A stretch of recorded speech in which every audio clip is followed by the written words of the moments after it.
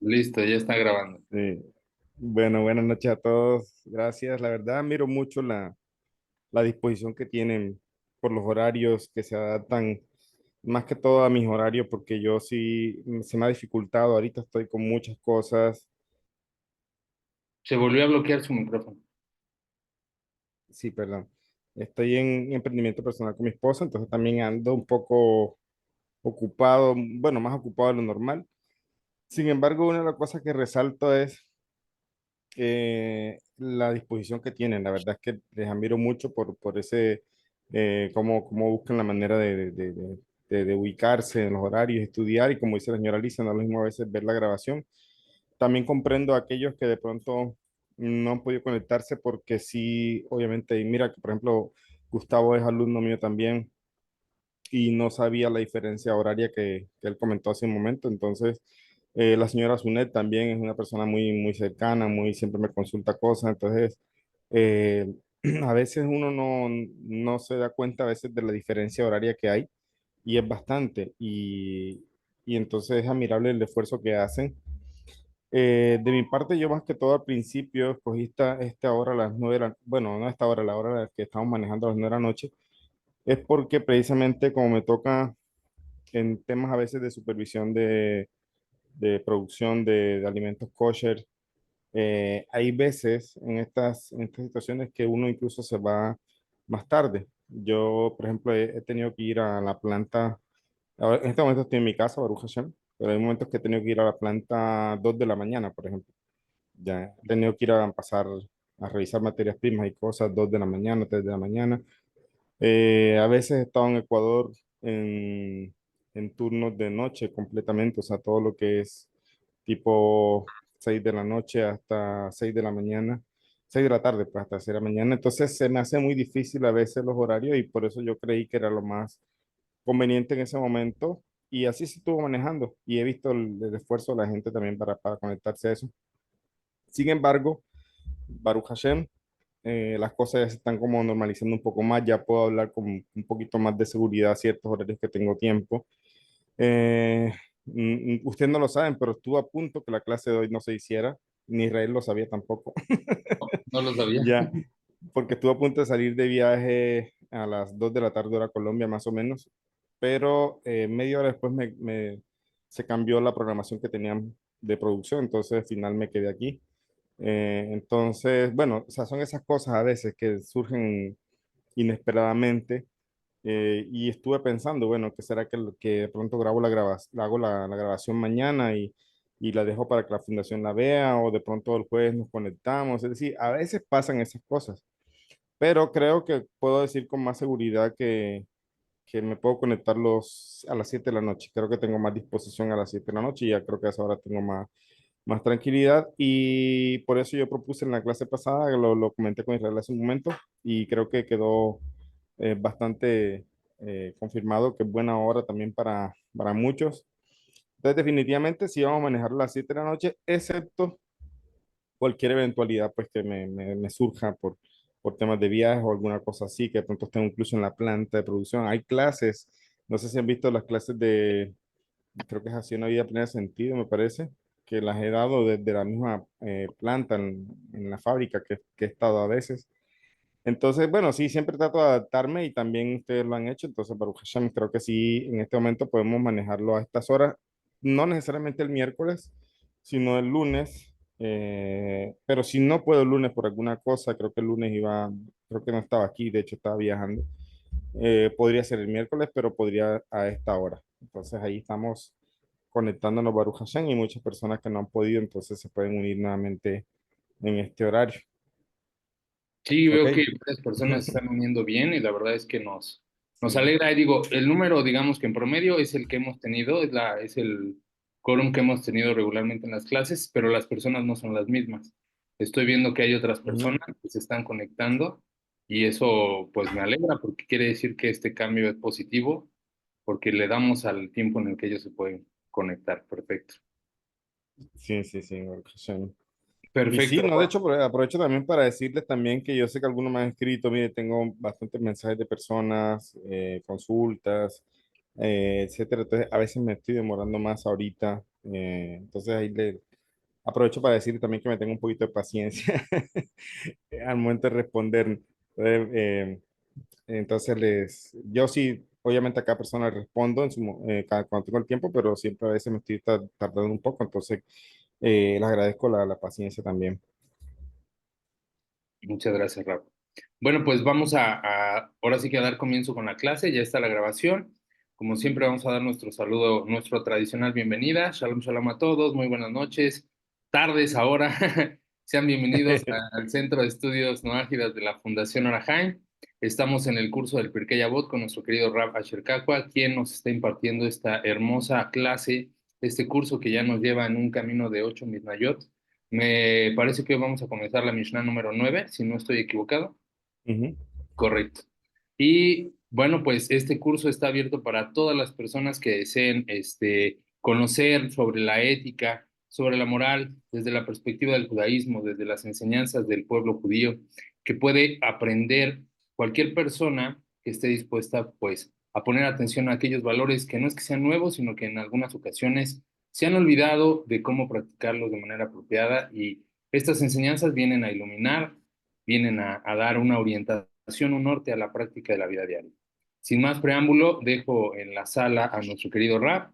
Ya saben la dinámica, micrófonos apagados y cámaras encendidas. De verdad les agradeceré mucho que sus cámaras estén encendidas. Es de suma importancia el tener estas cámaras encendidas porque resulta necesario para un maestro interactuar con sus alumnos para poder intercambiar opiniones, ideas, gestos, caras. Todo es importante en la comunicación verbal y no verbal. Así que les agradeceremos que nos apoyen con eso y sin más, adelante, querido Rap, muy buenas tardes. sí, bueno, buenas noches a todos. Baruch Hashem. Hoy seguimos como la Mishnah número 9, como decía Israel. Y sí, en la medida que puedan, pues abrir las cámaras sería muy bueno. Este, tenemos la Mishnah número 9, pero en la anterior también la 8. Estamos hablando un poco sobre el tema de juzgar. Y entiende que sé que juzgar tiene varios contextos, por decirlo así, o sea, porque hay unas personas que juzgan a nivel jurídico, no sé si es la palabra adecuada, porque no soy abogado, no conozco mucho el tema, pero hay personas que juzgan realmente en la parte, digamos, de poner condenas a una persona. Entonces, decía que si lo miramos desde ese aspecto, no tiene a veces alguna aplicación para la vida diaria de cada uno de nosotros, que no somos jueces, no trabajamos como abogados, etcétera. Sin embargo, en la misión pasada, la misión número 8, hablábamos precisamente de que, como siempre, en cualquier cosa de la Torah, siempre se puede sacar una enseñanza también a nivel personal de cada quien. Entonces, a pesar de que de pronto no somos jueces en el sentido literal, en el sentido que sea nuestra profesión, muchas veces todos los seres humanos somos jueces, a veces juzgamos, a veces ¿qué es un juicio? Por ejemplo, cuando una persona ya asume una verdad que no necesariamente de pronto sea una verdad, puede ser su verdad, ese es el tema que a veces se complica todo porque su verdad no necesariamente es la verdad. Eh, si el mundo fuera construido de tal manera que lo que yo pienso es mi verdad y lo que los vecinos dicen también es su verdad, etcétera, pues se llegaría a la anarquía precisamente, donde cada quien maneja las cosas a su modo y cada quien tiene sus leyes y cada quien tiene sus conceptos, etcétera. Entonces no es así.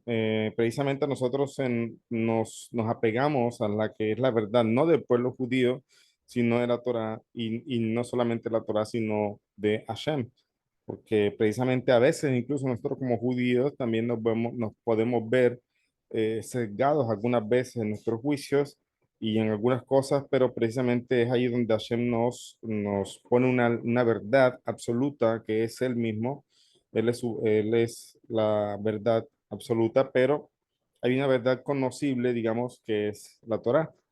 Entonces, ahí empezamos a contrastar, digamos, lo que pueden ser nuestras verdades con lo que de pronto es lo que es la verdad de Hashem.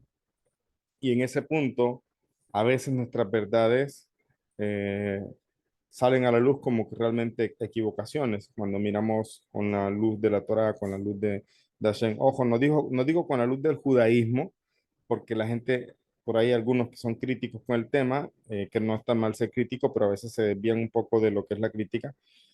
Y el tema es, no es el judaísmo aquí, o sea, no es lo que el judío tenga que decir al mundo, es lo que nosotros sabemos que Hashem nos dice a nosotros en nuestra Torá y nos dice para nosotros y también hay un mensaje obviamente para las naciones. Entonces, siempre hay una aplicación de estas cosas para los jueces, para los abogados, realmente abogados y jueces, y también para nosotros que a veces fungimos como abogados y jueces.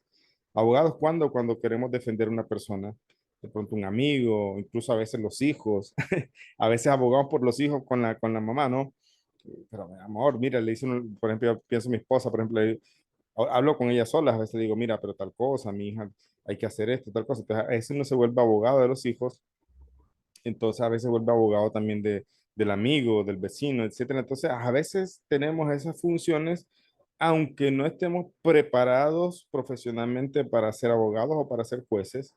Sin embargo, eh, podemos ser consejeros, que eso es lo que es un abogado generalmente, defiende y también aconseja de cómo ayudar a la persona, a su cliente. La palabra cliente suena mal porque al final de cuentas cuando hablamos de cliente, hablamos de dinero, hablamos de negocio, entonces a veces tuerce todo en busca precisamente de su cliente gane y no es así. Vamos a ver en esta Mishnah lo serio que es todo el tema a nivel legal, a nivel de juicios, a nivel judicial. Pero a nivel personal siempre vamos a sacar una enseñanza. Esa es toda la introducción que siempre que trato de tener aquí.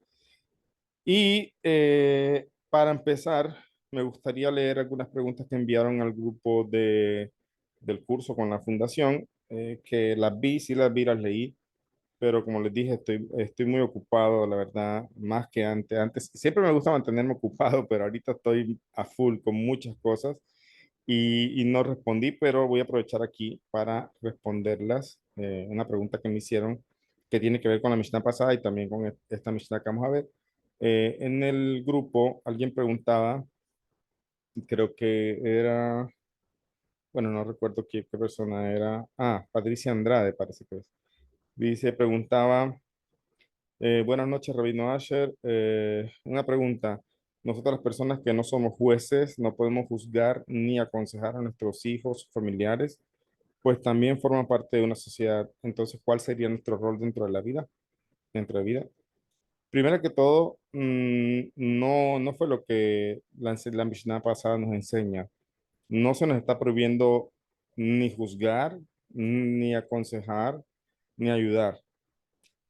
A todo lo que hace, a todo lo que apela esta Mishnah yo que estamos viendo y la que vamos a ver hoy también, es al tema de justicia, o sea, lo que es realmente justicia. Es decir, a veces uno aconseja, va a sonar un poco raro, pero a veces uno aconseja con el hígado, con las emociones, con el enojo, con lo que a veces es la solidaridad con el otro, cómo que te hicieron esto, tal cosa. Entonces, simplemente la persona se solidariza con el otro en sus emociones, se enoja con el tercero que le afectó a la persona y no está siendo justo realmente.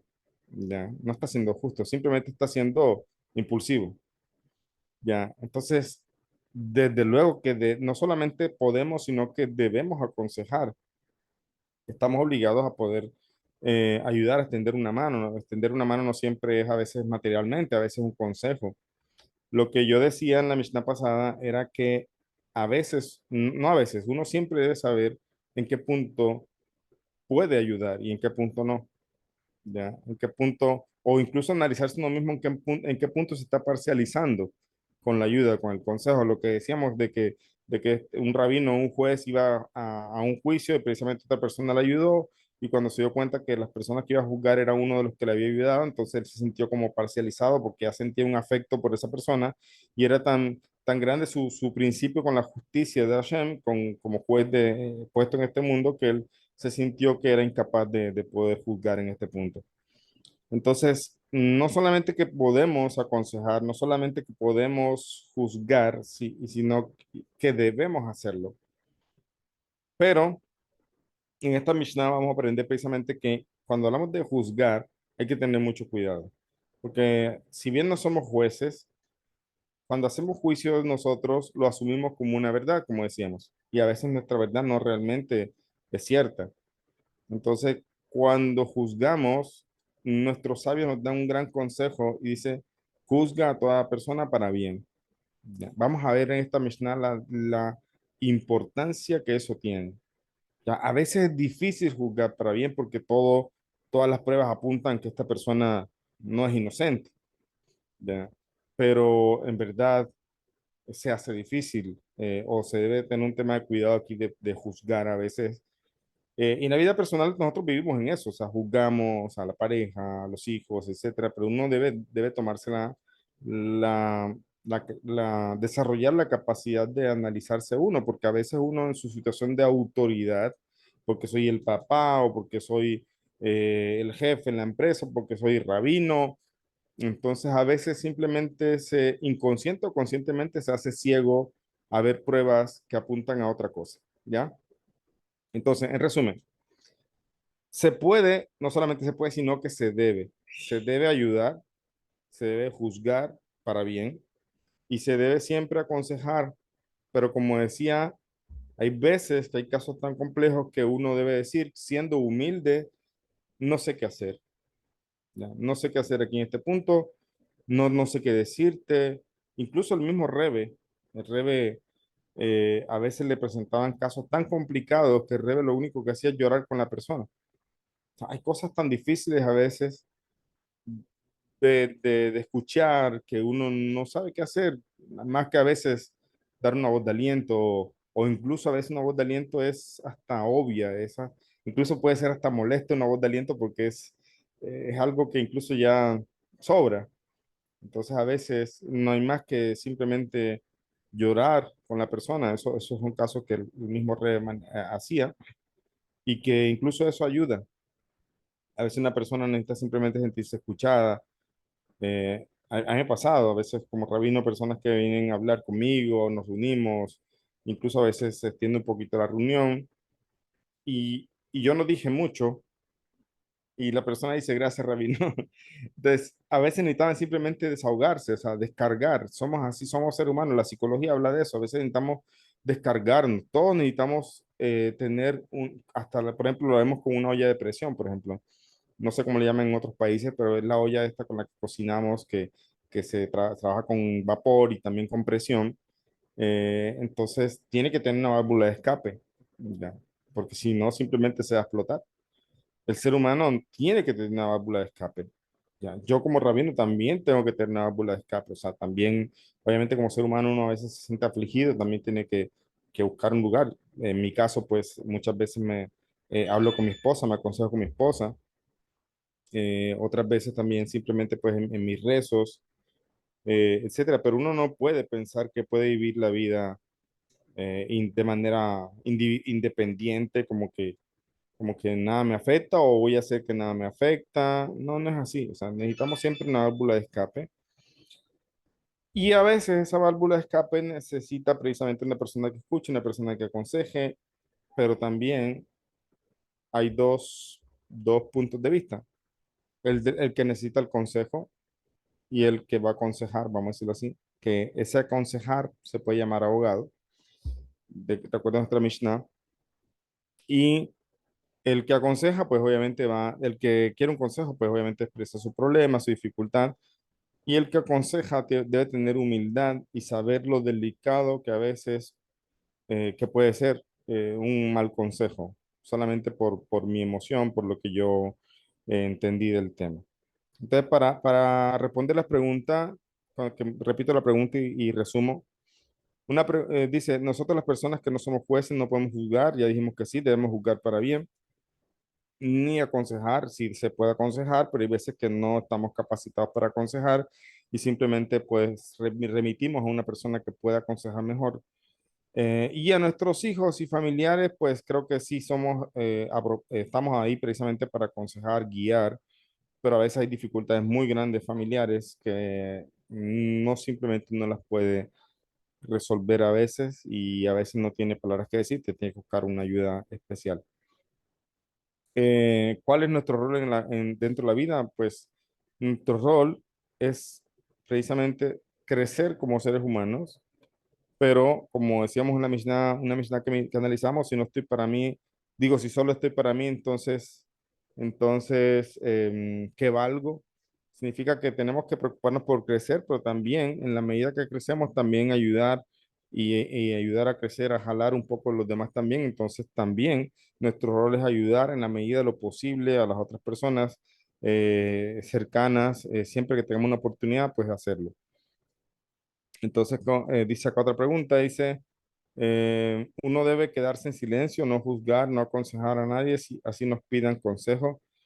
Respecto a no juzgar, voy a responderlo más claramente con la Mishnah que vamos a analizar hoy, porque de manera general juzgar para bien, porque si no hay manera de comprobar, a veces asumimos cosas que no son y nos prevenimos, eso es la Shon Hara. O sea, cuando realmente estamos escuchando algo y el juez tiene que buscar la manera de ser imparcial, entonces cuando uno escucha algo, no tiene por qué asumirlo inmediatamente. Y eso es lo complicado a veces con estos temas de la Shon Hara, porque cuando la persona la asume, ya como que esa la Shon Hara se asienta, ya genera raíces allí y la persona se va a prevenir. Y a veces como ser humano eso es difícil, ya es difícil manejar, es ahí donde, no, donde tiene que primar la sabiduría precisamente y uno entonces debe, digamos, primeramente juzgar para bien, ya juzgar para bien, y aunque lo vamos a ver en esta Mishnah, todas las cosas apunten a que esa persona es culpable, digamos, la Torah nos enseña incluso así a tener cuidado, ya, incluso así tener cuidado. Ahorita yo creo que la señora Patricia está levantando la mano. Yo creo que primero voy a hablar lo que dice esta Mishnah y le damos el espacio entonces para la pregunta, porque creo que se va a responder la pregunta con lo que vamos a analizar de esta Mishnah. Y teníamos acá también eh, aconsejar, ya dijimos que sí, se puede. Y hay veces en que uno no puede aconsejar, no está, tiene que tener cuidado. Les voy a pedir, les voy a comentar algo, por ejemplo, para comenzar ya con nuestra Mishnah. El día de hoy, en la mañana, tuve diferentes llamadas y tratando de solucionar algunos temas, no voy a llamarlo problemas ni inconvenientes, pero unos temas con respecto a la empresa que yo me toca viajar para supervisar. Obviamente, yo también tengo superiores.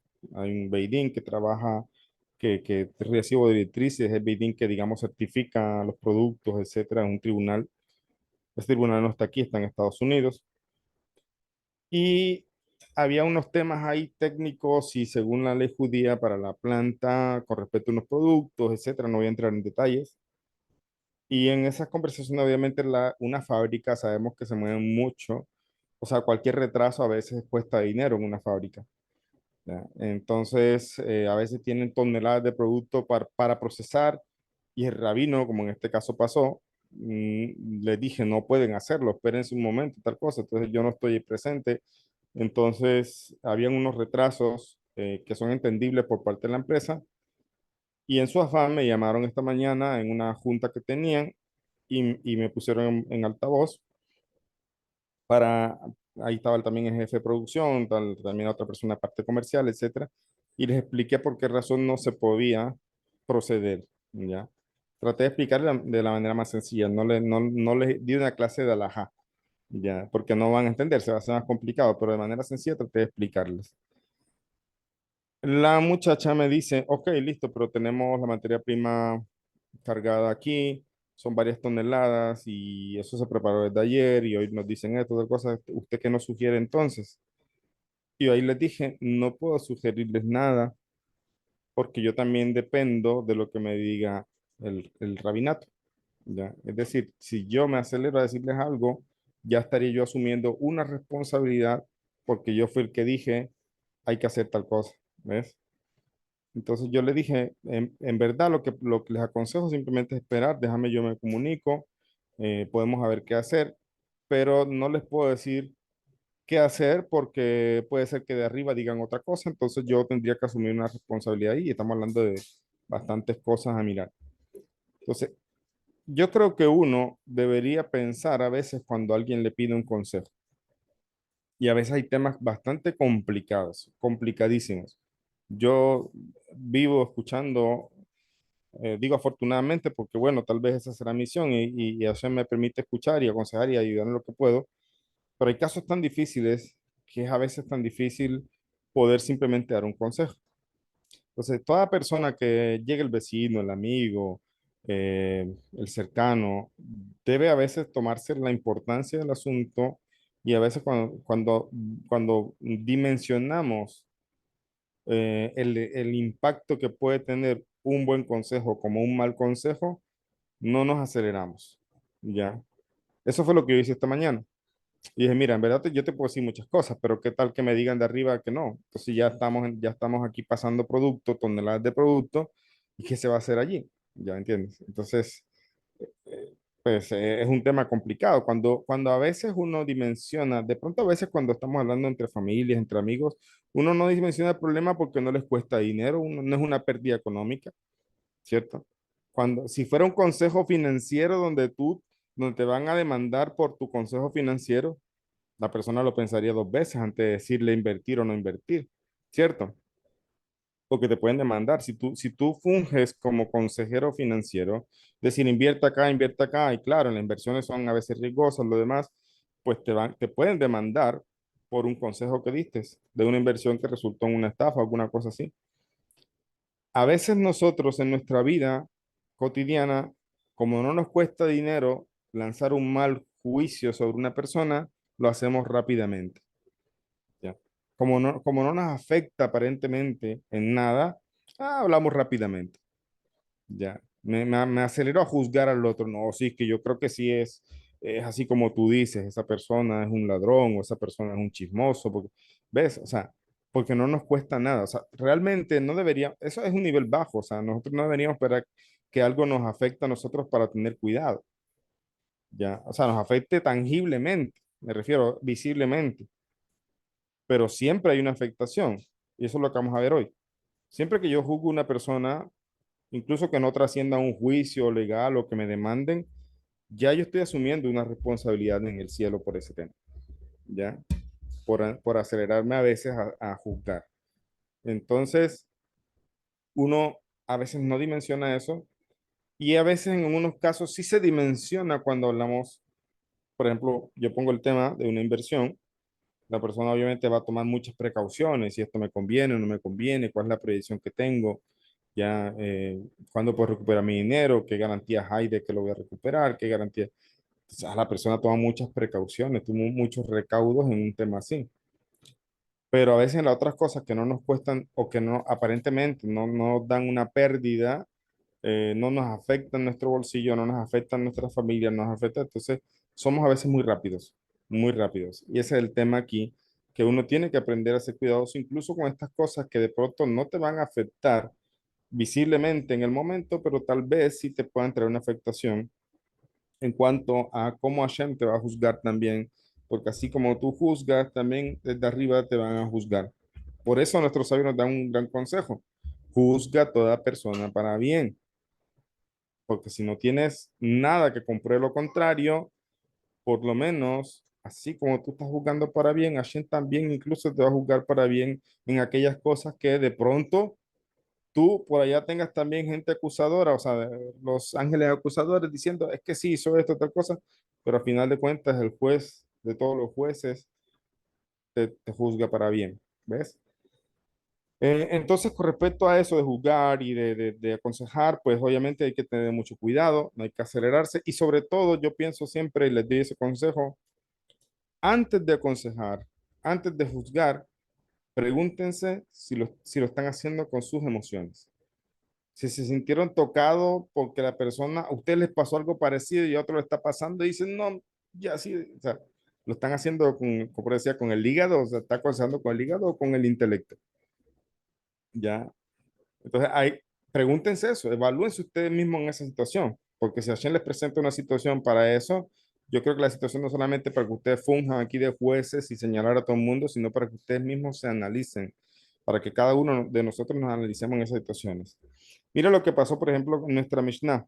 En la Mishnah número 9 tenemos que dice así, dice Shimon ben Shattach, solía decir, interroga minuciosamente a los testigos y ten cuidado con tus palabras para que no encuentren en ellas motivos para mentir. ¿Quién era Shimon ben Shattach? Lo mencionamos en la Mishnah pasada.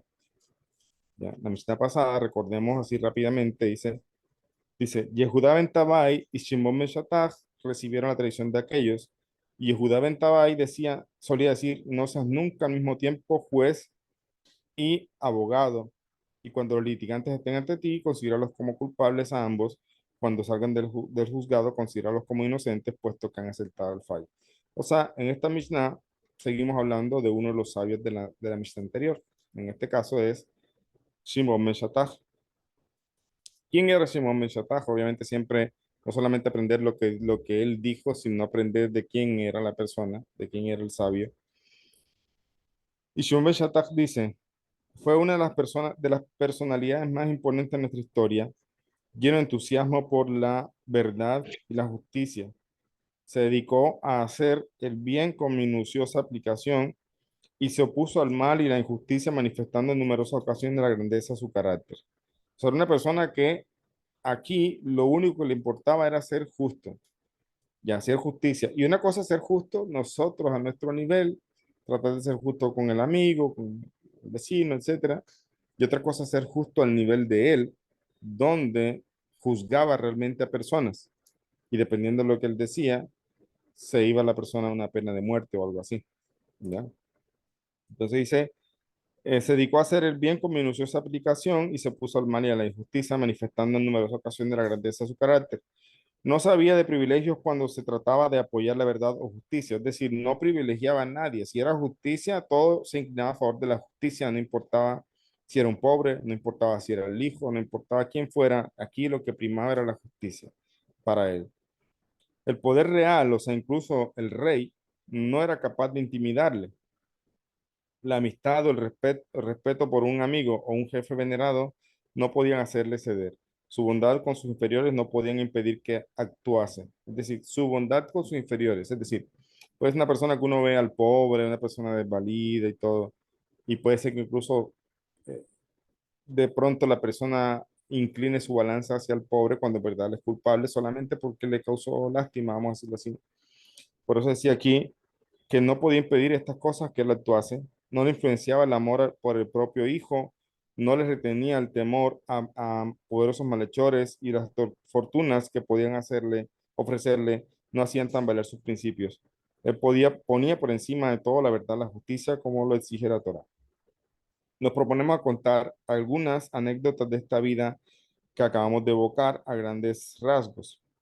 Los saduceos, que ya hablamos quiénes son, enseñan que los falsos testigos solo pueden ser ejecutados si la persona falsamente acusada ha sido efectivamente ajusticiada, con el fin de crear un precedente. O sea, aquí ya entramos un poco lo que es la parte de legislación judía, precisamente. Y como sabemos, los saduceos fueron una secta que se formó en contra de los fariseos, y los fariseos eran los más apegados a la Torá, más temerosos de Hashem. Los saduceos negaban la Torá oral.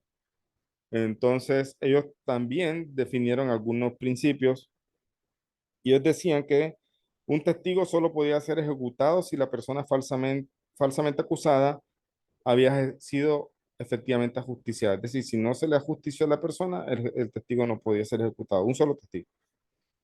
No, bueno, los falsos testigos, dice acá. Con el fin de crear un precedente. Yehudá ben Tabai condenó a muerte, escuchen esto, Yehudá ben Tabai. ¿Quién era Yehudá ben Tabai? El sabio de nuestra Mishnah anterior. La Mishnah anterior, la Mishnah 8 dice Yehudá ben Tabai y Shimon ben Shattach. Ahora, la Mishnah de nosotros en este estudio es de Shimon ben Shattach. ¿Quién era implacable con la justicia y tratando de ser muy justo? No se doblegaba ante cualquier cosa, sino siempre tratando de ser justo. Pero ¿qué pasó? Que el sabio de la Mishnah anterior, que era amigo de él, Yehudá ben Tabai, dice acá, condenó a muerte a un testigo único. Sabemos que no se puede, por la ley judía, condenar a una persona por un solo testigo, sino que tiene que haber dos testigos. Y Yehudá ben Tabai condenó a muerte a un testigo, en este caso, no a la persona que él estaba testiguando, sino a un testigo. O sea, ¿por qué? Convicto de falso testimonio, dice aquí. O sea, él ya tenía un antecedente de haber sido un testigo falso, esta persona, ¿ya?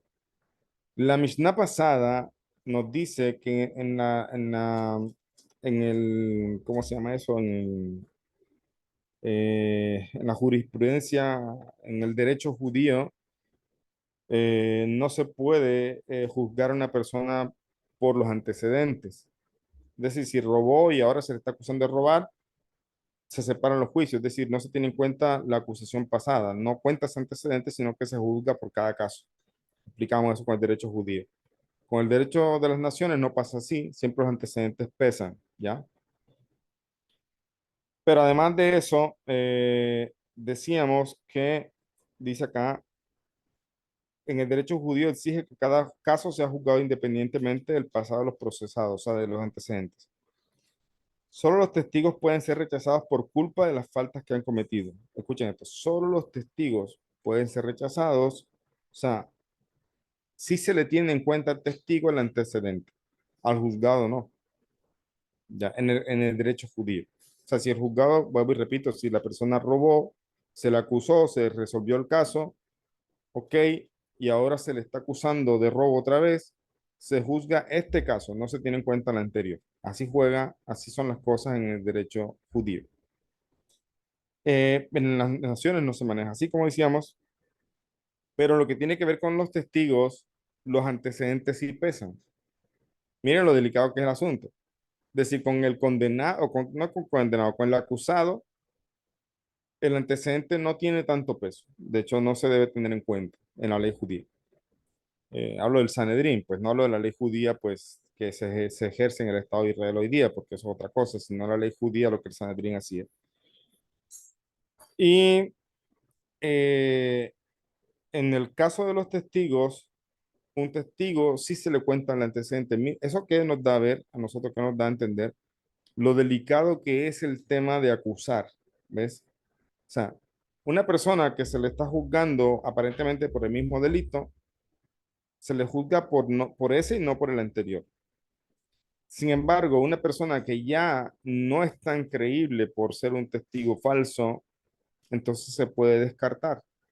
O sea, se puede descartar por ser un testigo. Se tiene en cuenta la mentira anterior. Ya, eso es lo que pasa aquí. Ahora, volviendo a nuestra Mishnah, ¿qué pasó con Shimon ben Shattach? Perdón, con Yehuda ben Tabai. Dice acá precisamente, dice acá, un segundo,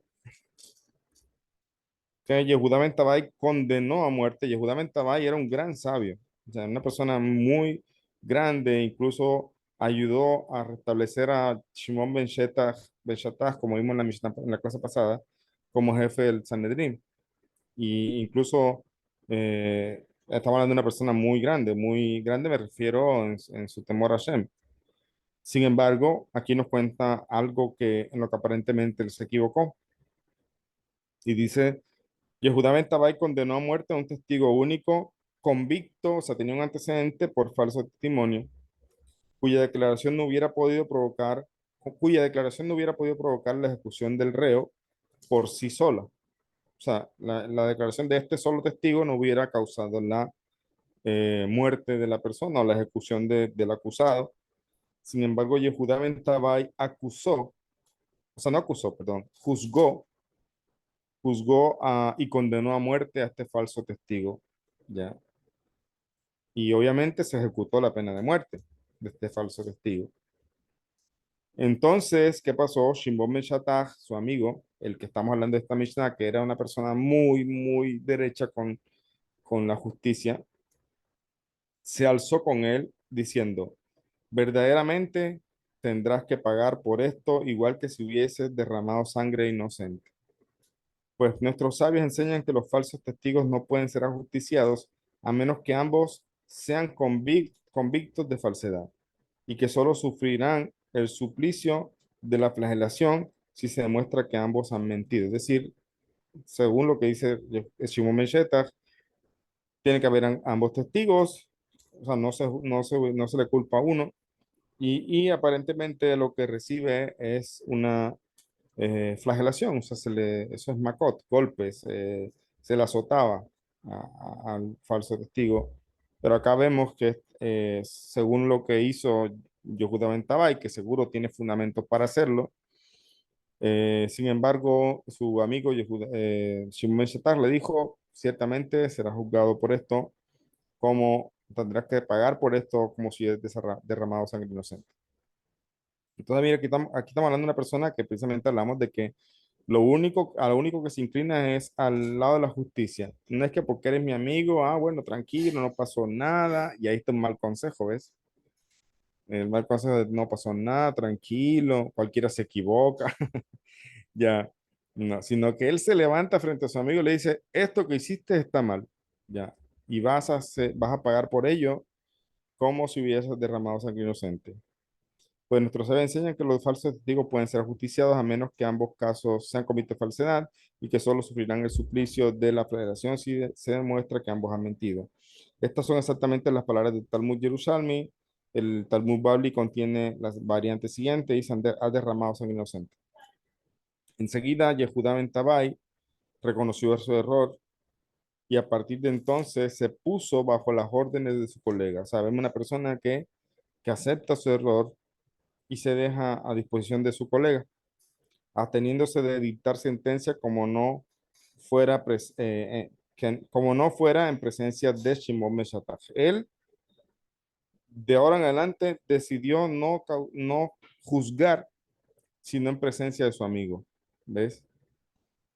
O sea que está reconociendo ahí la cualidad que tiene su amigo de ser precisamente justo. Entonces, y vivió hasta el fin de sus días arrepentido y penitente, es decir, con mucho arrepentimiento, y visitaba la tumba del malogrado falso testigo, y se dejaba caer sobre ella, sobre la tumba, tan fuerte, llorando tan fuerte que su voz podía oírse desde lejos. Esto lo encontramos en el Talmud, Tratado de Makot 5b. O sea, vivió toda la vida yendo a la tumba de esta persona que la acusó, tirándose sobre ella, llorando fuertísimo que la persona lo escuchaban a lo lejos. O sea, vivió tratando de hacerte shubá por lo que había hecho. ¿Ya? ¿Ves? Shimon Meshataj asumió entonces el cargo de Nasi, dignidad que le obligó a cumplir con tristes obligaciones, porque uno pensaría que a veces los grandes cargos más responsabilidades traen. A veces no, pues yo creo que es el común denominador.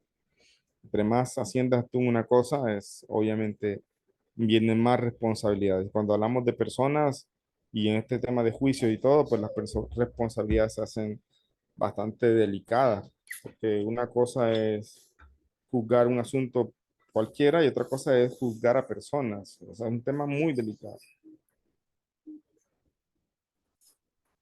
Entonces, dice acá que ahora Simón Ben Shattach, este sadik que era muy ejemplar por su justicia, por su rectitud, eh, le tocó asumir tristes obligaciones. Por ejemplo, en cierta ocasión, un esclavo del rey Yanai, ¿se acuerdan que lo mencionamos en la clase pasada? El rey Yanai, que era un rey que estaba siendo Cohen y también siendo rey, y algunos criticaban esos dos roles que estaba asumiendo, y los fariseos precisamente le acusaron de que debía dejar, no lo acusaron, pero le dijeron que debía dejar el rol de sacerdocio y que él precisamente causó la muerte de muchos judíos en Israel, etcétera. El rey tomó represalias contra estos sabios. Entonces, ¿qué pasa? Recordemos que en la clase pasada hablamos de que Shimon Meshach, a final de cuentas, regresa de Babilonia y asume precisamente su cargo como Nasi, como líder de lo que es el Sanedrín. Y precisamente aquí vemos un caso, podríamos decir que posterior, donde hay un esclavo de rey Yanai que comete un crimen y a consecuencia de ello, o sea, para esclarecer el caso, pues se le llama al rey a comparecer, o sea, al dueño del esclavo. Entonces dice aquí, el rey tuvo que comparecer ante él, ante el Sanedrín. Se sentó en un trono que mandó a instalar en la antesala enlosada del Santo Templo. O sea, el rey mandó a que le llevaran un trono para poder sentarse él como rey allí. Ya. Simón le dijo entonces, levántate, rey Yanai, no ante nosotros, sino ante el amo del mundo que ha dicho en Deuteronomio 19:17, y los hombres se pondrán de pie ante Adonai. Y el rey contestó, no haré lo que digas tú, hijo de Shatar, sino lo que decidan los demás jueces. Y los jueces formaban un semicírculo con el rey en su centro. Shimón miró hacia la derecha, pero los jueces que estaban a la derecha no se atrevieron a confirmar lo que era cierto. Por temor al rey, bajaron las cabezas y miraron al suelo. Shimón miró a la izquierda y los de la izquierda también bajaron los ojos. Y entonces Shimón dijo, ¿teméis pues a un hombre más que a Dios? O sea, está reprendiendo aquí a estos jueces que están ahí presente con en el proceso que se está llevando, están al lado del rey. Y el rey en su posición precisamente dice, yo no me voy a levantar por lo que tú digas, o sea, que digan los jueces, y los jueces tuvieron temor. Entonces Shimón se enoja y les dice, ¿teméis pues a un hombre más que a Dios?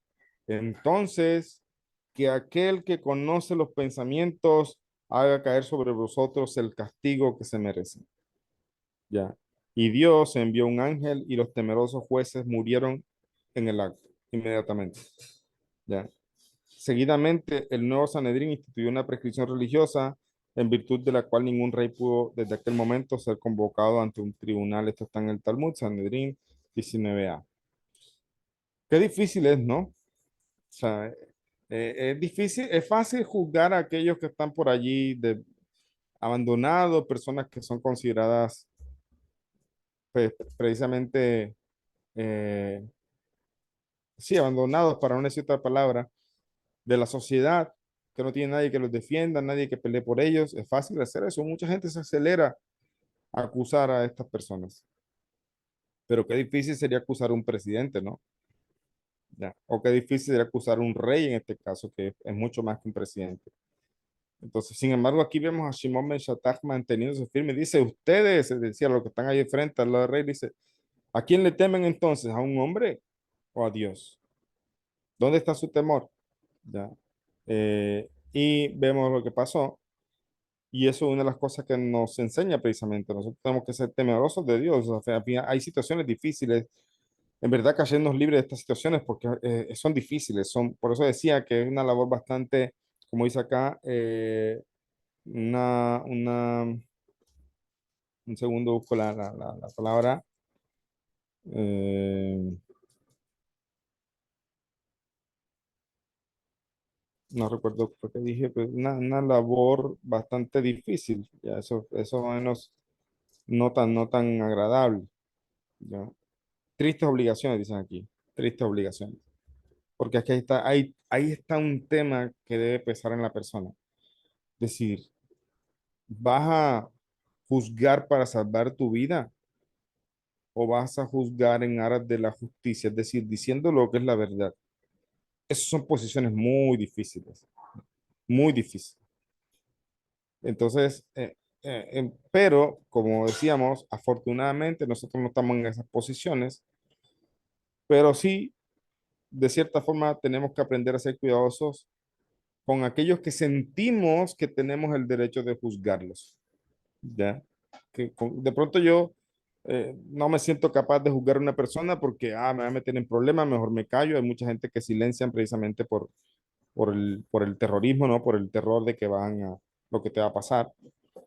Y es fácil mantener el silencio con eso, pero que es fácil, que más bien eso es fácil mantener el silencio, pero también qué fácil es acusar a una persona porque te sientes mejor, porque te sientes superior, porque te sientes que tú sí tienes la razón, porque te sientes que tú eres mejor, etcétera. Entonces, en verdad, aquí la enseñanza es, debemos tener mucho cuidado, ¿ya? Mucho cuidado, y decíamos que Washington enseñaba precisamente que estas situaciones a veces se nos presentan para poder juzgarnos a nosotros en cosas que están pendientes, en cuentas que están pendientes en los cielos, y se nos permite a nosotros mismos ser jueces para que de esa manera ser juzgados de esa misma forma que nosotros juzgamos. Entonces, aquí encontramos esta situación difícil, y aún así él se mantuvo y Hashem mismo hizo prevalecer la justicia, y estos jueces que se estaban doblegando por temor al rey murieron en el acto. Ahora, otra anécdota dice, incluso antes de llegar a Nasí, Shimon Ben Shattach se había prometido a sí mismo eliminar de Polo Israel a los malhechores que merecían la muerte si algún día accedía a dicho cargo. Escuchen esto. Él se había prometido, dice, si yo llego a ser jefe del Sanedrín, voy a eliminar a los malhechores, a los malvados de Israel cuando asuma ese cargo. Eso parecería una persecución, como muchos que dicen hoy día, una persecución política, ¿no? Que utilizan mucho ese término. Pero no, era un hombre tan recto que él decía, esto hay que juzgarlo. Y si yo llego a ser jefe del Sanedrín, voy a juzgar. Juzgar no significa voy a mandar a matar y ya, significa obviamente esclarecer, buscar estudiar el caso, traer pruebas y todo lo demás y emitir un juicio. ¿Qué pasó cuando llegó él a ser jefe del Sanedrín? Entonces mandó a ejecutar, escuchen esto, a 80 mujeres criminales.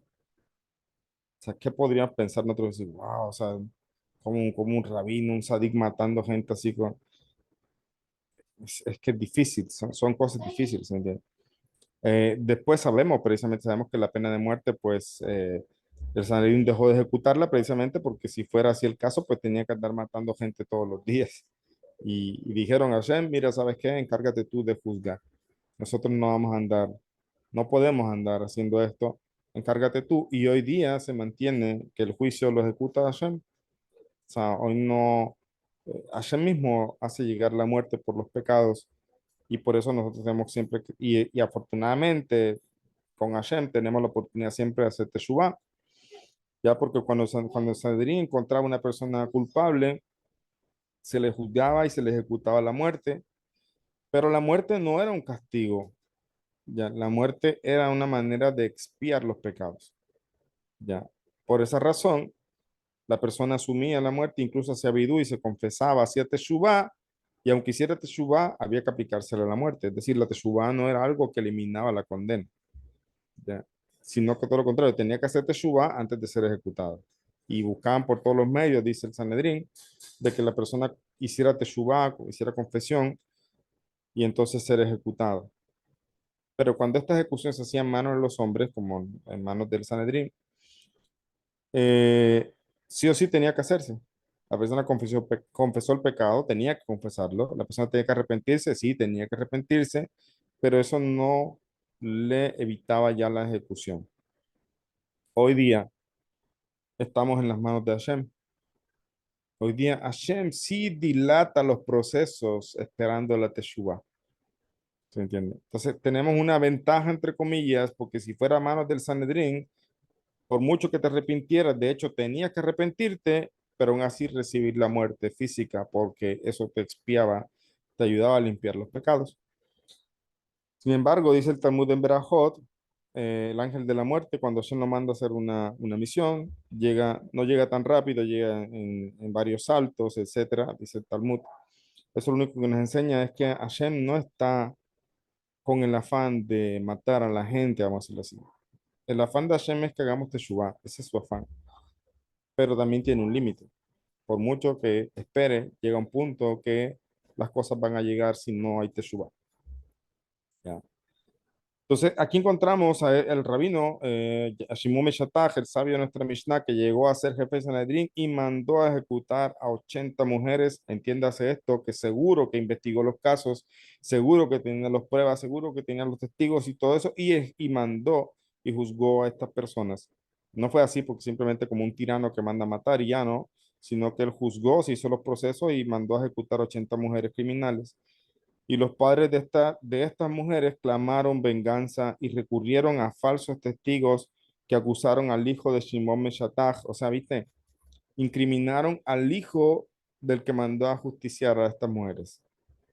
Lo hicieron pasar, o sea, lo incriminaron. O sea, incriminar es traer pruebas y todas las cosas precisamente como una manera de vengarse de él.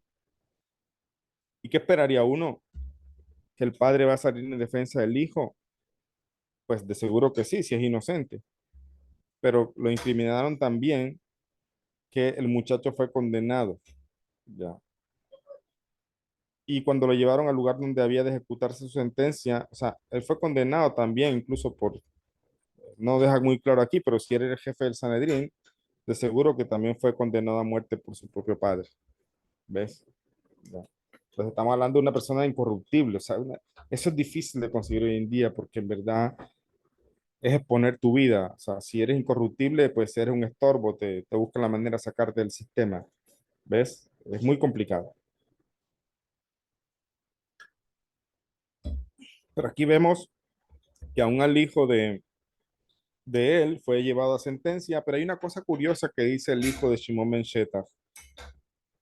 Cuando va a ser ejecutado, él dice, si he cometido el crimen del que me acusan, que mi muerte no expíe mi pecado, que mi muerte no limpie mi pecado. ¿Cómo se entiende? Suena raro eso, la verdad. O sea, si en verdad he cometido el crimen de que ustedes me acusan, que mi muerte no sea limpiada, que mi muerte no limpie el pecado que cometí.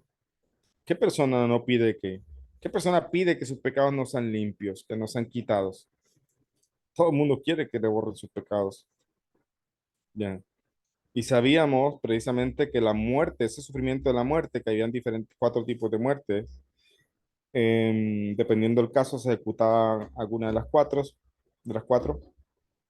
Entonces, la muerte se traía como expiación, como decíamos, del culpable. Entonces, lo que espera el culpable es que al morir, ese sufrimiento del momento de la muerte le limpia del pecado.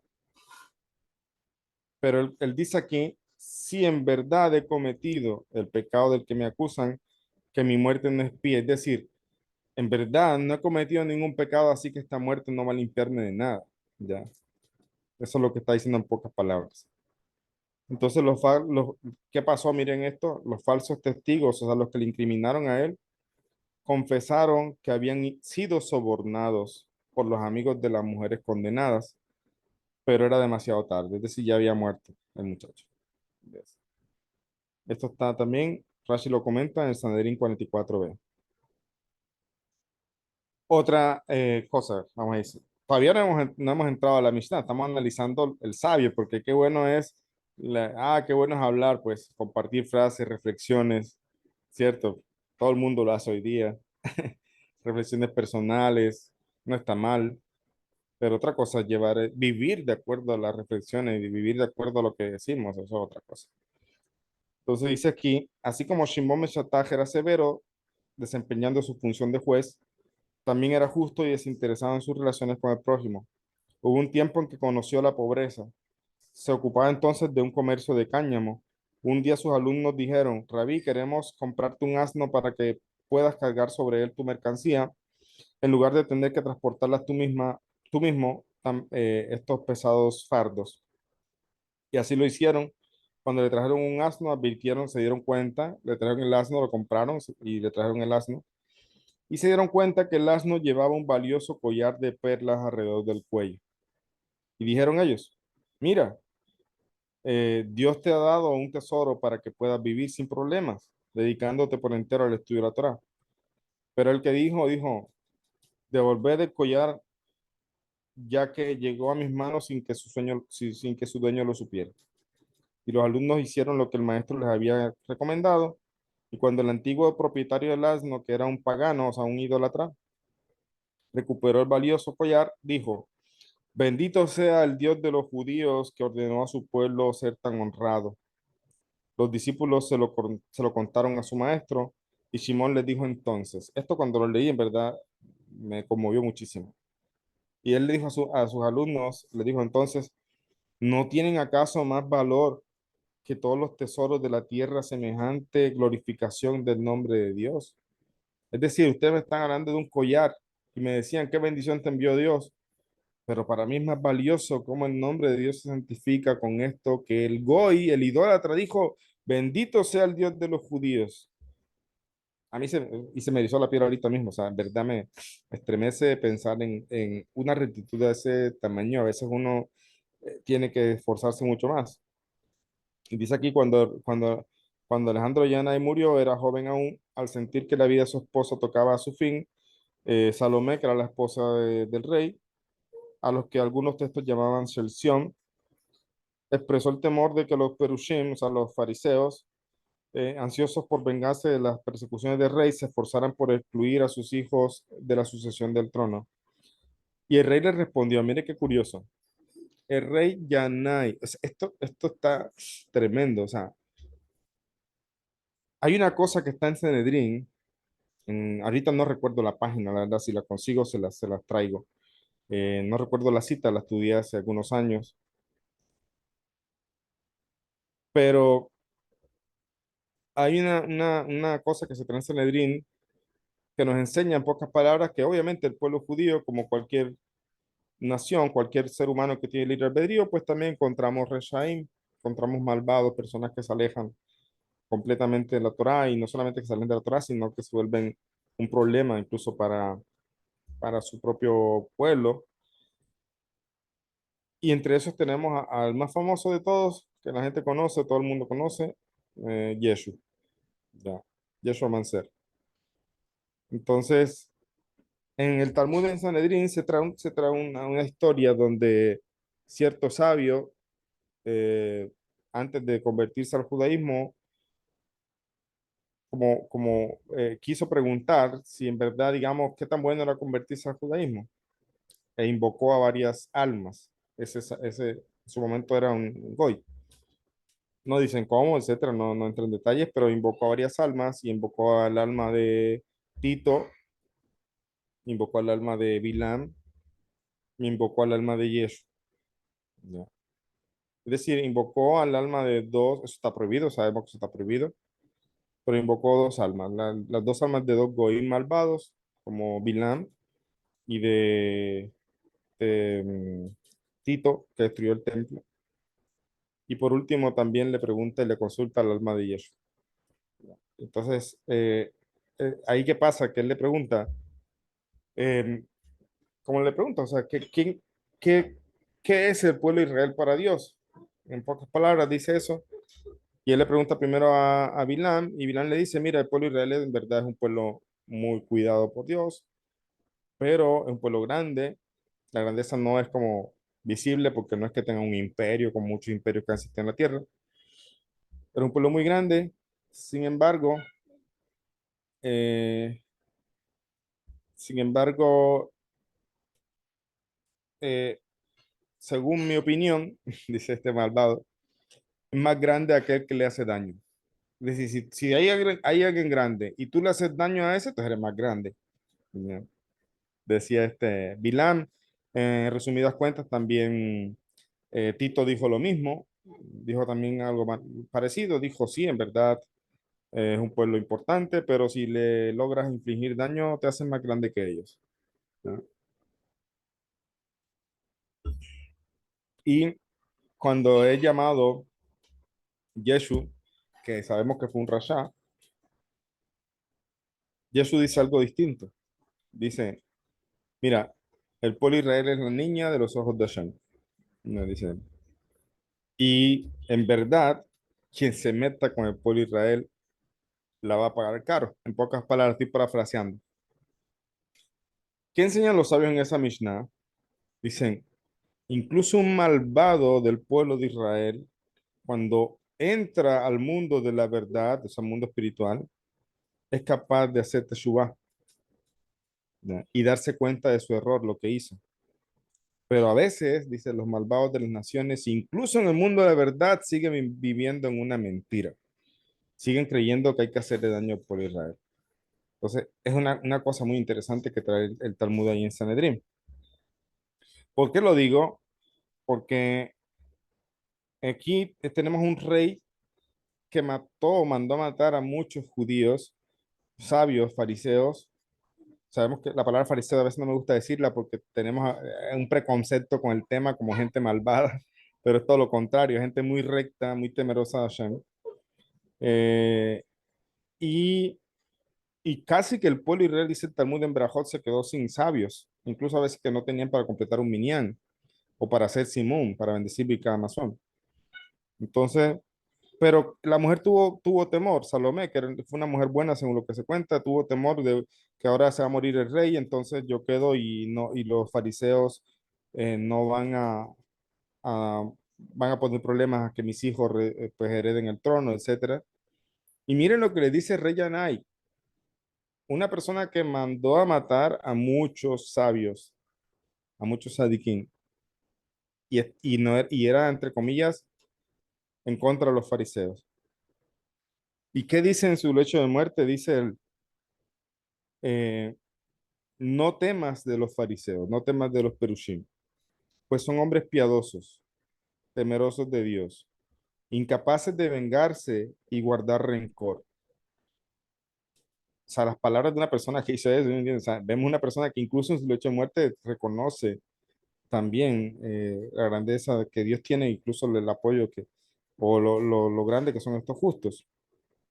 Y por otro lado dice, no te preocupes tampoco por los saduceos, pues son amigos míos. Desconfía solo de los falsos y de los hipócritas, capaces de cometer acciones tan fascinerosas como las de Simri y de pedir el salario de Pinjas, como está en Sotá 22 veces. Dice, la reina asumió la regencia durante la minoría de edad de su hijo, defendió, o sea, se hizo la que estaba a cargo del Estado, del reinado, defendió a los perushim, a los fariseos y sobre todo a Shimon ben Shattach. La consecuencia de esta política fue un periodo de felicidad, paz y prosperidad para el país, un periodo de los que nuestro pueblo poco ha conocido, o sea, periodos como poco conocidos, o sea, como que ha conocido pocos así. Nuestros sabios cuentan, por ejemplo, que en la época de la regencia de Salomé, cuando Shimon Meshataz gobernaba a su lado, Dios bendijo los frutos de la tierra de una manera milagrosa. La lluvia caía justo cuando se necesitaba y las cosechas fueron tan hermosas que lo recordaron durante mucho tiempo ese periodo. Es muy importante saber de quién estamos hablando, de quién viene la Mishnah, ¿ya?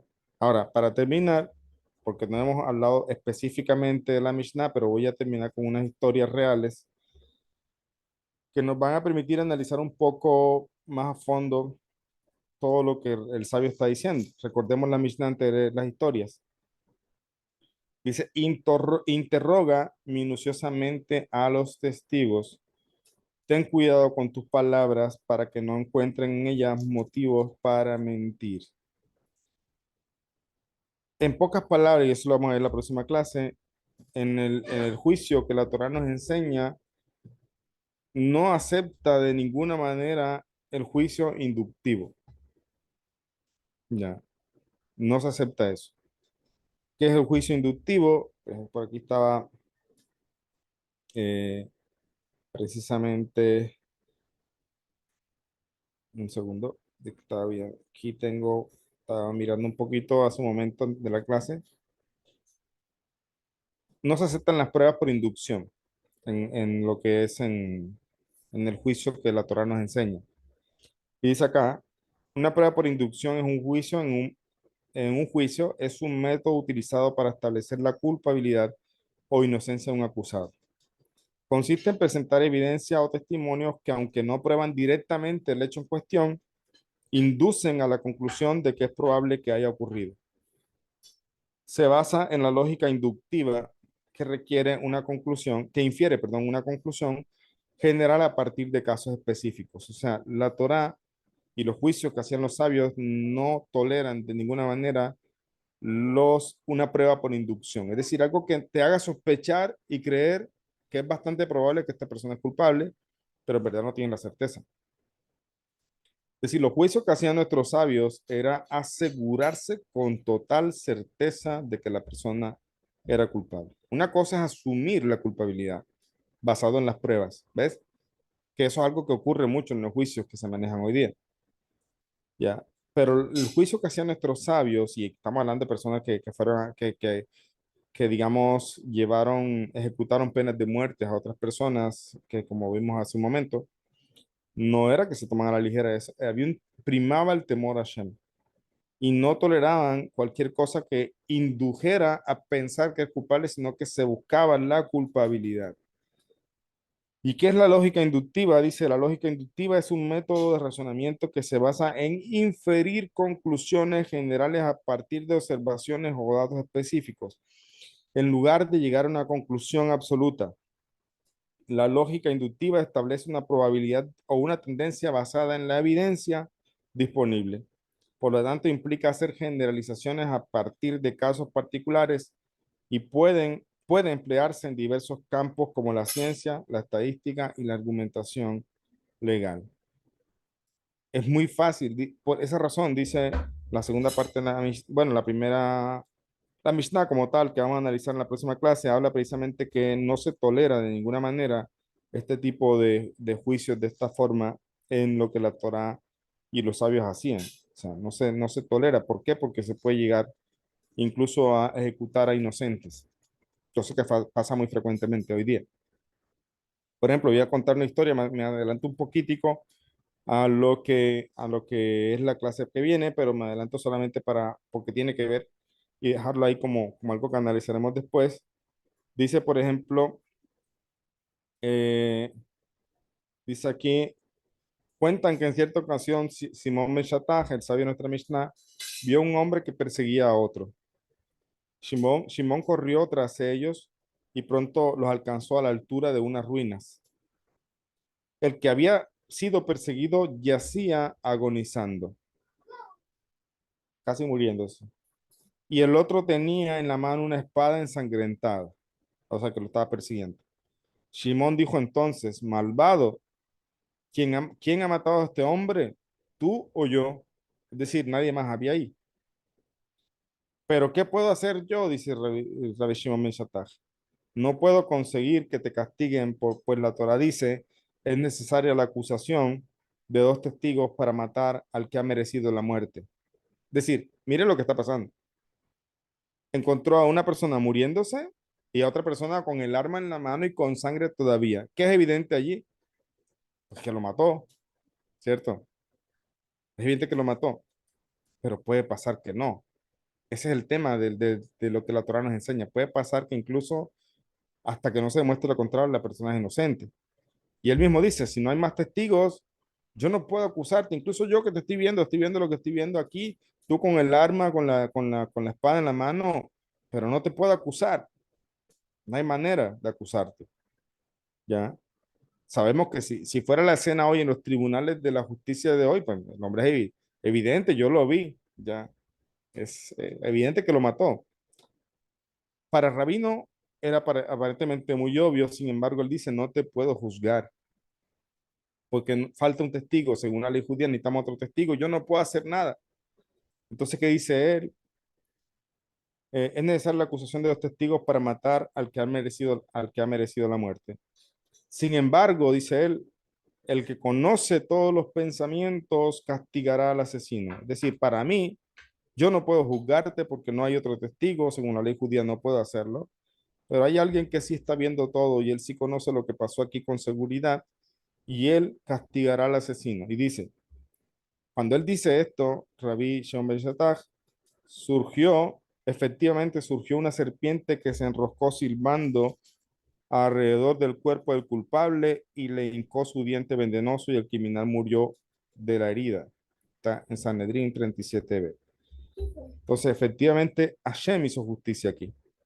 Hashem mandó una serpiente que matara. Este hombre mató, merecía la muerte también. Está que mira que de mira. O sea, el que mata también muere precisamente de la misma forma, también recibe la muerte.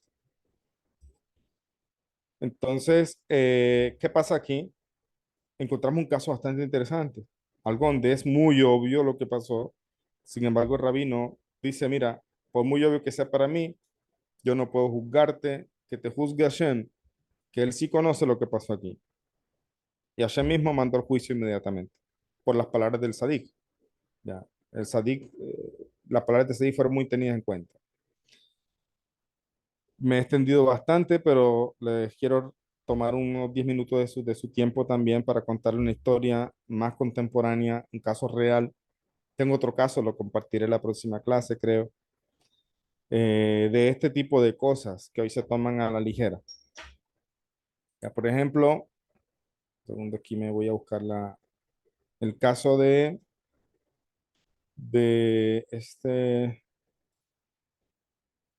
por ejemplo, Stephen Downing. Les puedo mandar el nombre, pues si quieren consultarlo, se lo envío por el grupo. Stephen Downing dice, esto fue una condena y encarcelamiento de 1974. Él era un trabajador del consejo de 17 años, o sea, un trabajador, eh, me parece que trabajaba, un segundo, trabajaba en el cementerio. Entonces, él tenía 17 años y, ya un segundo, no, dice, un trabajador del consejo de 17 años por el asesinato de una secretaria legal de 32 años que se llamaba Wendy Sewell, dice, eh, ¿qué pasó aquí? ¿Cuál es el punto? Dice, Wendy Sewell, o sea, la mujer, fue atacada en el cementerio de Bakewell. Yo a veces mi inglés no es muy bueno. A la hora del almuerzo, el 12 de septiembre de 1973. Hubo un testigo ahí, Charles Carman, la vio entrar al cementerio aproximadamente a las 12:50 p.m. Ella fue golpeada en la cabeza con un mango de un pico, fue agredida de muchas maneras, para no decir aquí. Quedó todo, pues su ropa interior, todo allí. ¿Y qué pasó? Que el jardinero, este hombre, Stephen Downing, escuchó, se acercó, la encontró a la mujer solamente, o sea, ya la mujer estaba agonizando, no encontró, no vio a nadie y se acercó para ayudarla, ¿ya?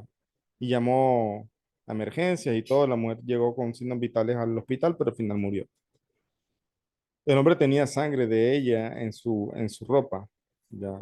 Y solamente por eso se le juzgó, ¿ya? O sea, viste, o sea, aquí nadie lo vio, por ejemplo, pero en el caso de él se acercó, claro, él dice que ella sacudió la cabeza y le ensució de sangre, pero en verdad, él dice, yo no hice nada, yo llegué a ayudarla. Sin embargo, solamente por esa prueba se le juzgó. Entonces, ¿qué pasó? Que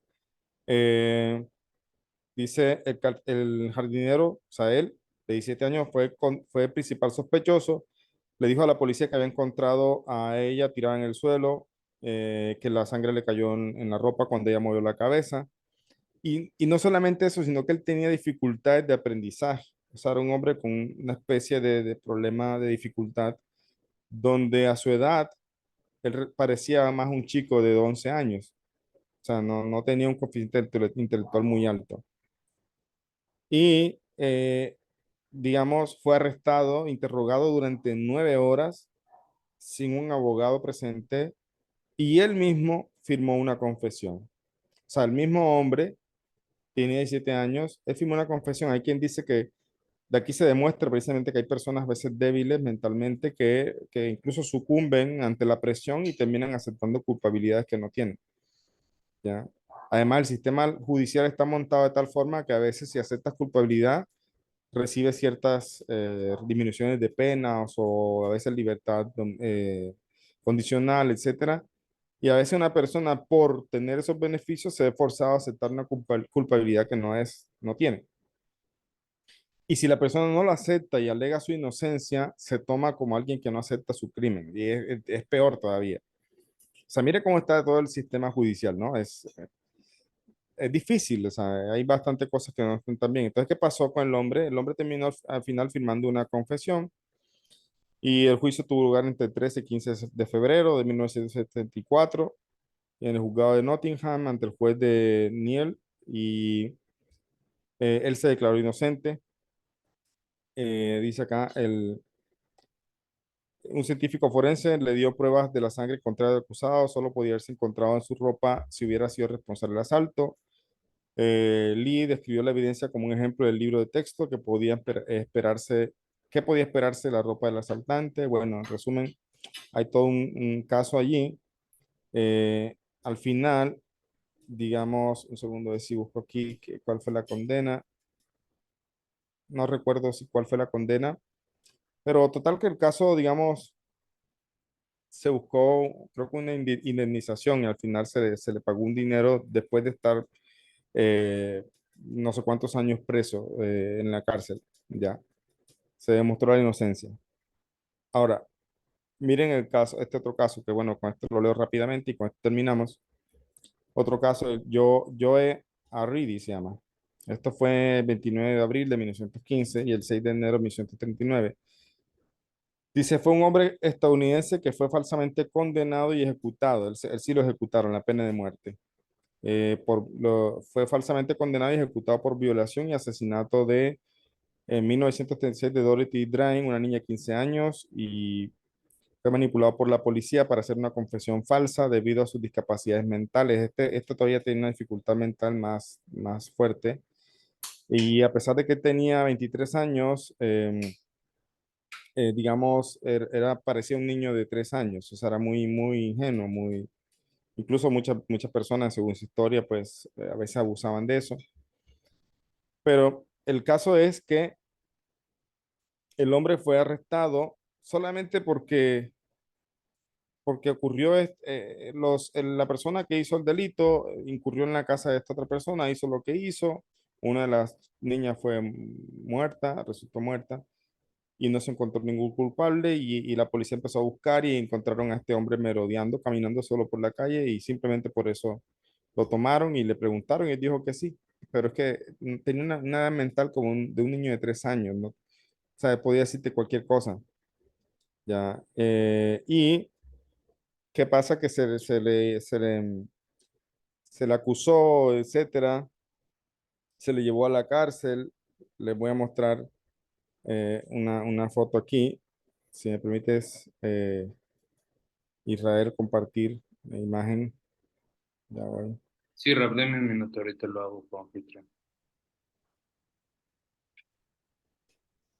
Listo. Sí, ya voy. Un segundo, busco la imagen aquí. Mm, Mira, él estaba a pocas horas de ser llevado la pena de muerte y estaba jugando con un tren que hasta le regalaron eh, en la, en la cárcel. Alguien le decía, o sea, que parecía un niño. Y le dijeron, bueno, mira, aquí estoy mostrando la imagen. En este punto, este hombre le dijeron que tenía que devolver el tren. O sea, le están entregando sus juguetes. Tenía un juguete en la cárcel. Era como un niño, en verdad no. Y le dijeron que podía pedir cualquier deseo, cualquier cosa antes le llevaron una persona que explicó que era la muerte y él decía que, bueno, que él siempre, un sacerdote católico le habló que era como un sueño muy largo. Y él decía que él siempre permanecía despierto, que él no le costaba, o sea, viste, no entendía de qué se estaba, nunca entendió de qué se le estaba jugando, nunca entendió nada, nunca. Le dijeron que tenía un último deseo y pidió helado, ya, pidió comer helado. Y comió tanto helado que incluso guardó para después y dijo que por favor se lo refrigeraran para comerlo después. O sea, es un tema muy triste. O sea, te voy a mostrar la otra imagen donde estaba comiendo helado, ¿ves? Era un hombre que tú lo ves ahí, es un hombre, un adulto, pero no era un adulto, mentalmente no era un adulto. Entonces él le dieron helado, pidió helado, comió helado y después dijo, que le Está guardaran el hablando resto para del tema después. es no juzgar a la ligera, no adoptar ¿Cómo? juicios apresurados. Perdón, le estoy explicando a mi hija que por qué está mostrando Ah, la... Le estoy explicando, se me ah, olvidó que sí, tenía el micrófono abierto, perdón. Y él sí. es no juzgar a la ligera, no hacer juicios Ah, apresurados y estos ok, ejemplos que ok, están, perdón. dale. Yo les voy a compartir un video del cual saqué para investigar un poquitico los casos de estas personas. Y estos son dos casos que seguro que la justicia ha evolucionado mucho más hoy día, porque estos son casos de 1953, creo. Pero viste, o sea, es el tema de cómo se puede llevar a una persona por lo que se llama inductivo, o sea, por acusaciones, aunque no se le vio, aunque no tienen, no hay testigos que vieron el acto, pero aparentemente en caso de él nada apunta, pero aún así fue llevado a juicio, etcétera, y fue condenado, incluso cuando le estaban atando, creo que a la silla eléctrica, él sonreía a los guardias, o sea, es una historia muy triste, la verdad, una historia muy triste. Entonces, y el otro caso que te decía, hay varios casos así. Incluso hoy día también pasan casos así. Entonces, el punto es, o sea, si la gente entendiera, es un tema, primero es una labor difícil la que tienen los que están en esta parte judicial, digamos. Si se le incluyera a esa ecuación el tema del temor a Hashem, las cosas funcionarían un poquito mejor, se tomarían más cuidados antes de tomar decisiones tan drásticas, incluso como decisiones que tienen que ver con la vida de una persona. ¿Ya? y se procuraría ser más justo. La justicia está montada de una manera inductiva, como decíamos, sí, incluso se utiliza eso para incriminar a una persona cuando quieren a veces ensuciar a alguien, pues entonces le crean pruebas, etcétera. O sea, es a veces, lastimosamente, las cosas no se dan como la justicia que tenía el Sanedrín, que era una justicia muy diferente.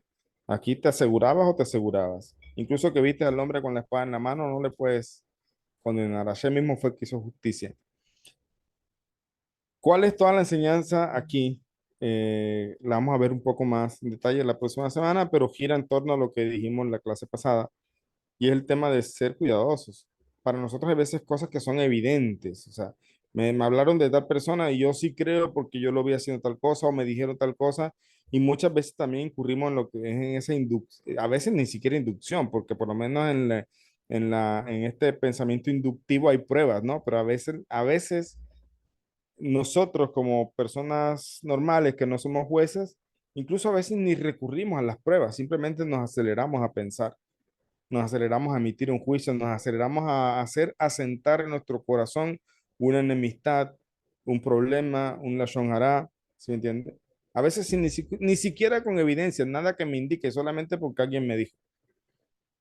Ya, y este es un tema de mucho cuidado, o sea, si algo queremos llevar a la práctica de todo esto es aprender precisamente de que hay que tener mucho cuidado con estas cosas, porque arriba hay un juez, el juez de todos los jueces, que precisamente siempre va a hacer justicia, y por eso nuestros sabios nos dieron un gran remedio, y es juzga a cada persona para bien. Y en eso es lo que debemos hacer de manera general y cuidarnos mucho de eso.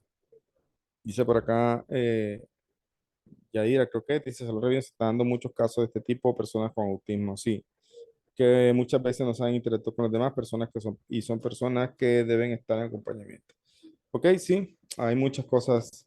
Ah, mira, por acá está Gustavo, me extendí un poco, bueno, me disculpan que de pronto no vamos a darle espacio para preguntas, pero sí quiero escuchar a Gustavo, que él es abogado, entonces me gustaría escuchar qué va a decir. Adelante, Gustavo. Hola Rafa, ¿cómo estás? Bien, Sí, bien. quería hacer un comentario al respecto nomás, que es impresionante cómo en clases anteriores nosotros habíamos hablado sobre las ciencias, que es un conocimiento divino, pero obviamente un conocimiento inferior. El derecho está considerado como una ciencia social y el derecho tiene su Ujú, base en el derecho romano. El derecho romano a su ujú, vez tiene su base dentro del Código de Hammurabi, que es un código que ujú, viene de Babilonia. Pero este código ujú, justamente se había hecho luego de que Babilonia había raptado al pueblo de Israel, en donde ellos sacaron unas famosas tablas que hasta hoy se estudian en derecho, que son las ujú, 282 tablas. Es impresionante porque todo esto que usted está explicando en esta clase está dentro del código, dentro del Código Civil de todo Estado de Derecho. Está adentro. Y es increíble, hoy en día, por ejemplo, en una constitución de un Estado social de derecho, está prohibido dentro de las cuestiones penales el método inductivo. Está prohibido la analogía y está prohibido inclusive las especulaciones extensivas. Por eso es que ujú, está el famoso principio del beneficio de la duda. Dentro de un derecho de fondo, que es lo que discute, por ejemplo, los actos de las personas, dice taxativamente que en caso de duda, sí o sí el juez debe de fallar a favor del acusado. Y en el derecho de fondo, de forma, perdón, en donde se tiene que discutir cómo se tiene que llevar un juicio, dice otra vez taxativamente que el juez se le está prohibido que él interactúe en base a la analogía o a la interpretación. Sí o sí los casos tienen que estar ajustados a los hechos de las pruebas y tienen que tener directa conexión con el acto que hizo la persona.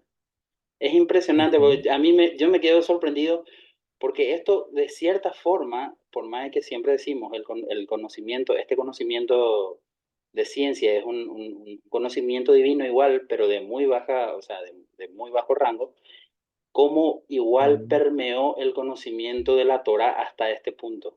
Es impresionante, porque fíjense, desde el momento de que el pueblo de Israel fue raptado por Babilonia, Luego Babilonia saca estas tablas, de estas 282 tablas, que son producto de los sabios de Israel, se impregna dentro otra vez del código griego, el griego otra vez esto transmuta al derecho romano y del derecho romano hoy se tiene dentro de lo que es un código.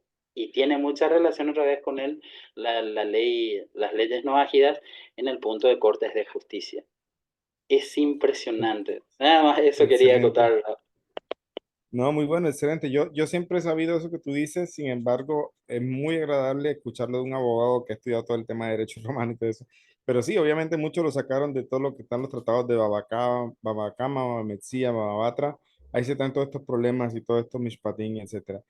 Ahora, mira qué curioso, no sabía eso que tú dices de que está prohibido el tema inductivo. Sin embargo, yo sí tengo una pregunta porque a pesar de que eso, no sé si está prohibido en todos los países, pero mira que se ve mucho a veces de lo que se llama, a veces intencionalmente, otras veces simplemente por las pruebas, pero se da lo que se llama como la incriminación, o sea, a final de cuentas siempre se sigue a veces acusando personas inocentes. ¿A qué se debe eso entonces si está prohibido el tema de suponer solamente por las pruebas?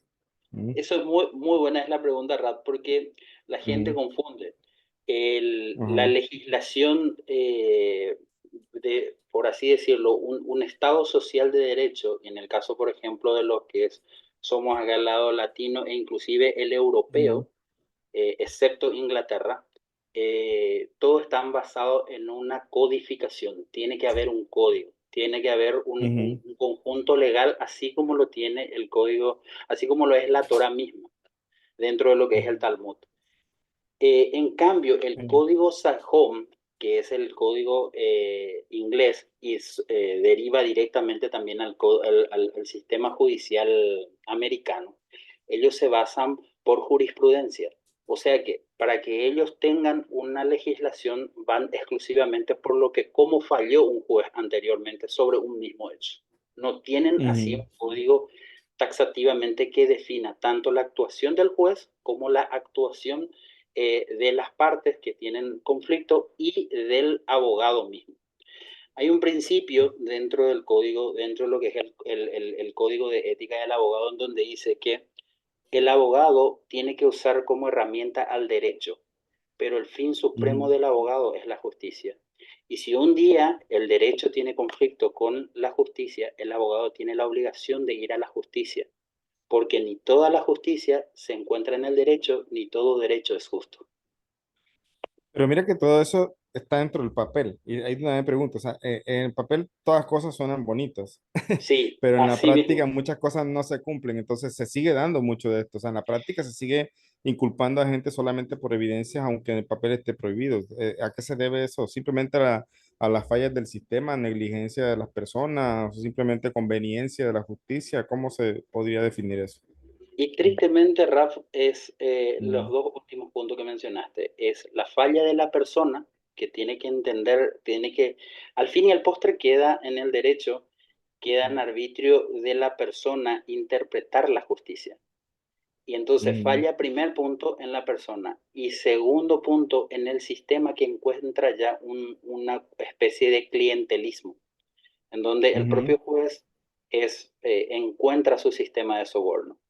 Y es ahí donde es muy importante. Y esta Mishnah que hoy usted da clase, para mí por lo menos toca muy profundo, porque a nosotros ujú, los actores de la justicia, quienes tenemos la obligación de defender a una persona, ese es nuestro trabajo, en donde tenemos que, de vuelta otra vez, controlarle al juez dentro de su interpretación de justicia y también saber proteger el derecho que le compete a nuestro defendido. Y muy cierto con lo que ujú, usted dijo, es muy triste hablar de clientes, por eso que nosotros, dentro del derecho penal, yo soy ujú. experto en derecho penal, eh, tenemos prohibido decirle cliente, es nuestro defendido, lo llamamos Wow. así porque entonces tratamos de Ujú. darle esa esencia humana, porque cuando hablamos de cliente lo vemos justamente desde el punto de vista financiero y tenemos Wow. que entender Ujú, esa cuestión de la humanidad.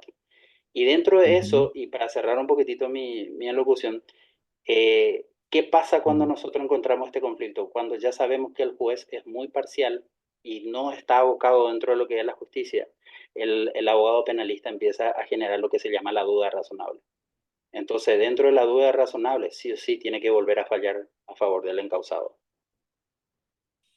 Uy, para mí es una labor bastante difícil por el tema de que estamos hablando de almas, la verdad. Así mismo. Y es un tema que la persona tiene que procurar, por lo menos, a defender al que es defendible, pero hay personas que, por ejemplo, que es culpable, pensaría yo que el abogado no debería mezclarse con ese caso, sino, pues, alguien se encargará, pero el abogado que esté temeroso hace cómo va a defender un culpable, pienso yo. Es muy complejo, la verdad, es muy complejo y bueno, la verdad, muy buena tu aportación y muy apropiada también. Y tengo muchas preguntas. Vamos a ver si de pronto Blineder se puede hacer de pronto un foro donde nos comparten, yo comparto algunas preguntas y podemos socializar algunas cosas también de lo que es la ley que tú conoces y de pronto lo que yo conozco que un poco de la ley judía. Entonces, bueno, no, muy bueno, muchísimas gracias a todos los presentes, me extendí un poco, la verdad, pero bueno, le agradezco mucho su paciencia, su tiempo. Y Besarda Hashem, nos vemos entonces en la próxima clase y ya daremos un espacio para solucionar algunas preguntas por los primeros minutos de la clase, ¿ok?